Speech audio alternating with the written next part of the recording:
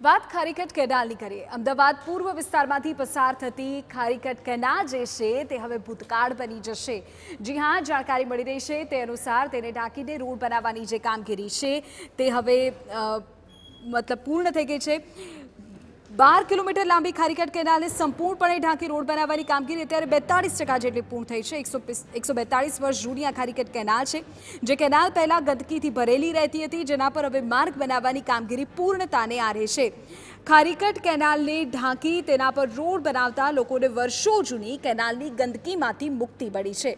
ઉલ્લેખનીય છે કે એએમસીનો 1200 કરોડના ખર્ચે આ ખારીકટ કેનાલનું ડેવલપમેન્ટ કરવાનો મોટો પ્રોજેક્ટ છે, જેનું કામ હાલ પૂરજોશમાં ચાલી રહ્યું છે। ખારીકટ કેનાલ પ્રોજેક્ટની ફેઝ 1ની કામગીરી શરૂ કરાઈ છે, જેમાં કેનાલને ઢાંકી તેના પર રોડ બનાવતા હવે ટ્રાફિકનો પ્રશ્ન પણ ઉકેલાઈ જશે, જેના કારણે પૂર્વ વિસ્તારમાં કેનાલની આસપાસ રહેતા 10 લાખથી વધુ લોકોને આ સમસ્યામાંથી છુટકારો મળ્યો છે। આગામી 2 વર્ષમાં ખારીકટ કેનાલ પ્રોજેક્ટનું કામ સંપૂર્ણપણે પૂર્ણ થઈ જશે।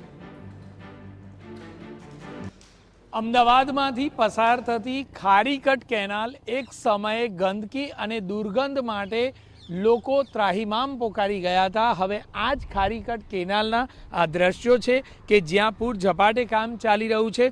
22 કિલોમીટરની આ ખારીકટ કેનાલ પર હવે 42% કામગીરી પૂર્ણ થઈ ચૂકી છે, એટલે કે જે રોડ બનાવવાની કામગીરી હતી તે પણ હવે પૂર્ણતાના આરે લગભગ કેટલાક વિસ્તારોમાં જોવા મળી રહી છે। 142 વર્ષ જૂની આ ખારીકટ કેનાલ હતી, જ્યાં 1200 કરોડના ખર્ચે ડેવલપમેન્ટ કરવામાં આવી રહ્યું છે। 10 લાખ લોકોને હવે વરસાદી પાણીની જે સમસ્યા હતી તેમાંથી પણ કેટલેક અંશે રાહત મળશે અને ખાસ તો દુર્ગંધ અને ગંદકીમાંથી પણ તેઓને મુક્તિ મળશે।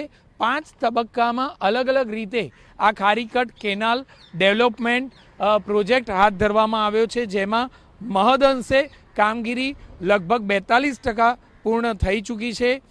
જેમાં જોઈએ તો નરોડાના પદ્માવતી સોસાયટીથી નવયુગ 4 રસ્તા તરફના તમામ માર્ગ પર ચકાચક રોડ બની ચૂક્યો હોય તે પ્રકારનું જોવા મળી રહ્યું છે, એટલે કે આવનારા સમયમાં સમગ્ર 22 કિલોમીટરનો જે આ રૂટ છે તે રૂટ પર નીચેથી પાણી પસાર થતું હશે અને ઉપરથી વાહનો પસાર થતા જોવા મળશે।